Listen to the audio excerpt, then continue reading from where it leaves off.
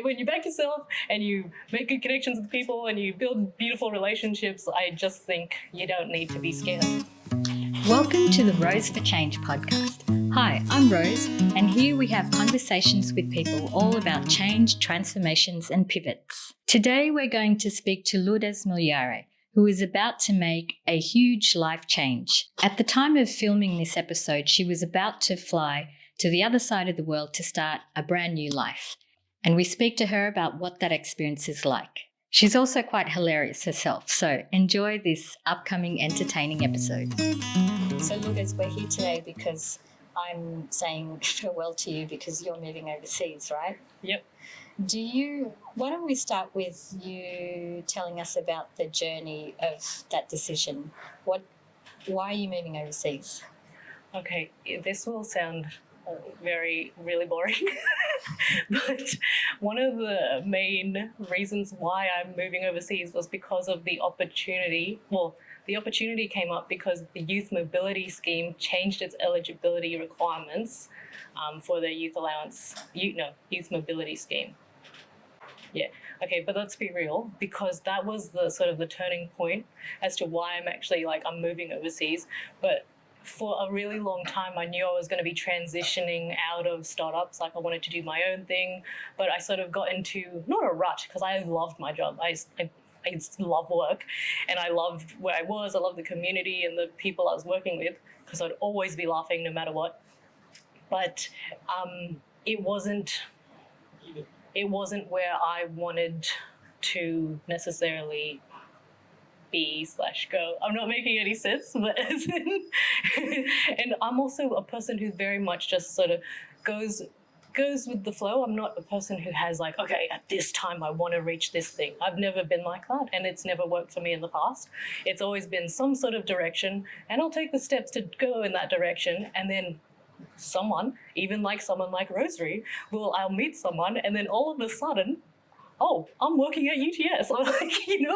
The journey is so different. I was in a certain direction, and then different people come to me and talk to me, and then I'm like, oh, this is beautiful. I want to go more in that direction. That's what I've been doing.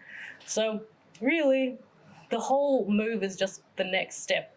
And then on my journey to waste and to media, content waste, and that's where I want to go. All right, we might need to backtrack a bit. So what is this startups that you were talking about? Oh, which startup? Because there was a startup that we were working on, So Magazine Australia, and then I came to you for advice because I know you're really creative and a whiz with content. And then I was like, I want to go to this girl. She's so entrepreneurial, creative. Oh, I just want to get her brain. So and then I ended up talking to you, and then I ended up working for you. But pre that, I was working a bit doing cleaning. Then so there was So Magazine Australia that we were trying to get off the ground to monetize. And then now I've been at UTS for 8 years and I think 8 months now. And now I want to really pursue not only waste, but my own startup in the volunteer space, but also in the not speed friending, but in the just building relationships and impact. And that's what I sort of care about, because I feel like that's what really matters, is the connection between people. And can you elaborate on what you mean by waste? Oh, waste management? So, okay, funny story. I still actually really want to become a garbage person, a gobbo. So I went for my test at the RMS. I passed the digital test, so I'm halfway to my truck driving license. And then, because of the move, I can't actually transfer, to my knowledge, my heavy rigid license to a UK HGV license. So I've put my plans on hold to become the truck driver that I want to become. And I'm going to pursue garbage truck driving when I move back to Australia. So after 3 years. So I will have to retake the digital test, but I've studied for that and I'm pretty confident in that one. But and then I will do my weekend course to actually get my blue papers so I can get my heavy rigid driving license. So, but why pursue all of this overseas? Is it mainly because of what you said with the visa changes? Well, there's visa changes, but also So there's a lot of like waste to energy conferences and stuff. Like that's in London. One's happening in March actually soon, but I won't be there. But they do have a lot of like structured, what are they called? The infrastructure to build anaerobic plants. And that was just an area of interest that I had, but not necessarily, I'm not skilled in that area, but I know that's the direction I wanted to go in. So, but to be honest with you, because because the whole thing for me is I just very much care about the home. And I know that sounds funny, but I'm like the people I was working with, it was so beautiful. They were the most inspiring people. But so we'd be like cleaning a table or doing laundry or whatever. And then she told me in my training, she was like, Lourdes, we're not just wiping a table. We're always thinking about the person who's going to be using that table or who's going to be using that fork. And they were just so others-minded, but in the littlest things that I just found was so beautiful. And that was their contribution to creating a home atmosphere at their work and in that space and in that workplace. And I was like, whoa, beautiful. And then so in my brain, it doesn't make sense to a lot of people, but in my brain it makes a lot of sense that by me scaling sort of these small like cleaning tasks or whatever, I'm able to create or at least influence a bit more of a home-like atmosphere for the globe. Because I do really believe that this is just a really big home. And so essentially I'm just trying to scale the home, but starting with waste. But yeah, and I think it's very interesting, and I think it's really cool. And I've loved cleaning ever since I was little. Like I'd sneak into my brother's room and I'd clean it, and I just love the elves and the shoemaker story where the little elves come in and they build the shoes, and then the guy comes back and he's like, oh my gosh, the shoes are made, but I just love it. And then it's just like the tiniest little thing that, and you're thinking of the other person, like it's not like an OCD thing. Not saying it's bad, but as in, it's like you're just always thinking about other people and the small things. So I thought that was really beautiful. So you feel that this is best scaled in the UK? Yeah, that's sort of like a bit of a start. Okay, so I know in the UK, I know it might seem a bit funny, but like, you know how there's just a very much a sense of like, I don't know, just a sense of hospitality, and even the professionalism in how they, I don't know if it's the butler culture or something, I don't know, but like they have this, I don't know how to explain it, but on the small scale, like the approach to cleaning, I think is really cool, like service to others. But then in the waste space, they do have a lot more anaerobic plants in Chester and waste management plants that I was interested in. And I actually think I read about that at one of the waste conferences in Sydney, and then I saw that they were developing a plant in the UK for a totally different thing.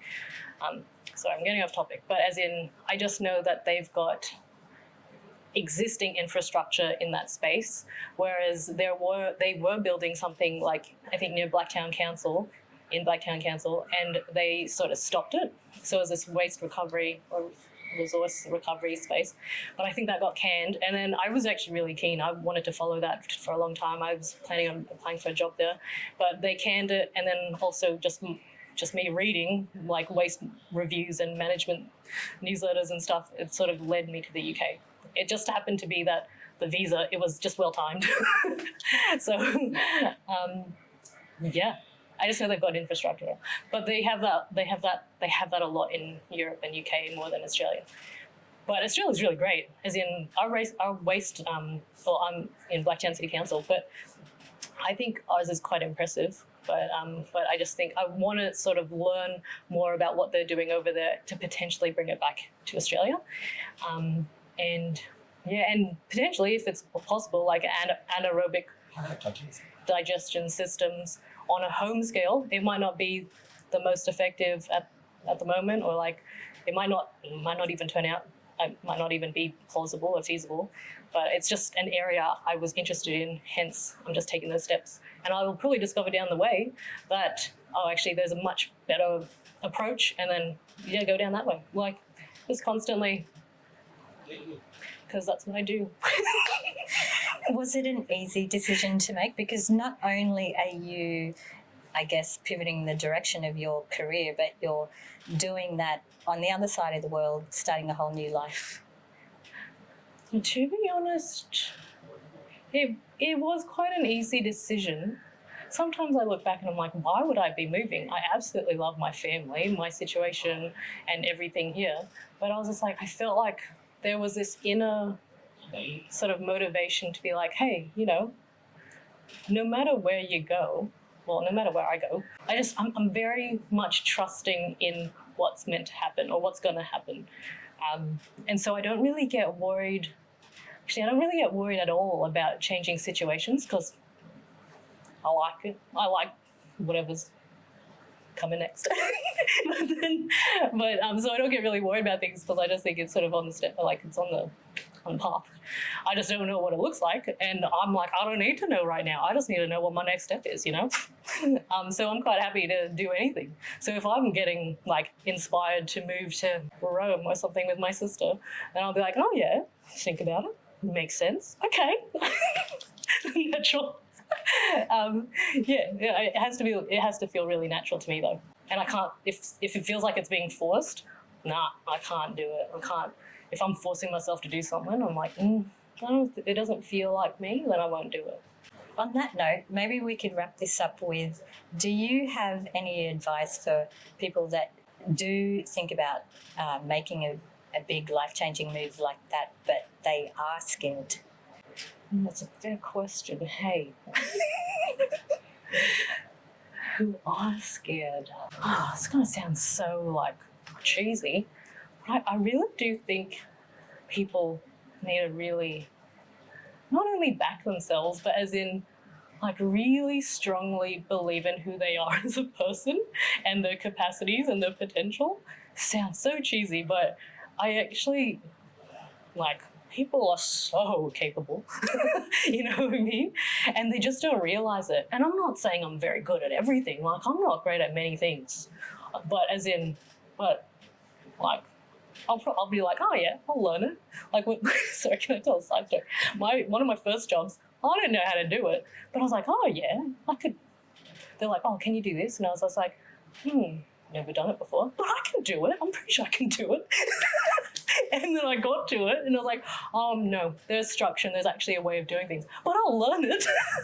So, I just think, our capacity to grow and learn is very great. And I think we just need to believe that more.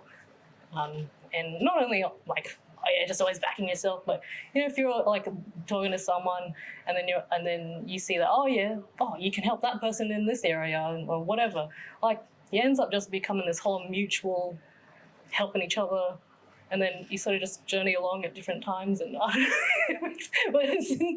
when you back yourself and you make good connections with people and you build beautiful relationships, I just think you don't need to be scared. I think that's the perfect note to end on. All the best with your next chapter. Okay, thank you. As soon as I can feel myself about to laugh, I'm like, oh, here comes the wheeze. Anyway, oh my gosh.